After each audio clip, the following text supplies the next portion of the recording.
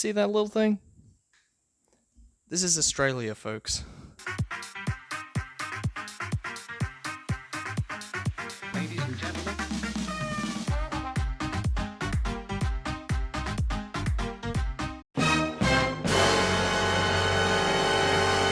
We need to bend this little piece of metal at the bottom out, because when we go like that, it kind of gets like stuck between the top and the bottom.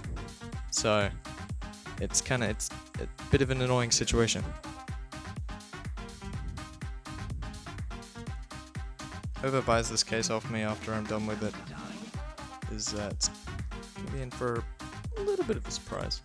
Bent out a bit. Alrighty. Oh, now that's not going in.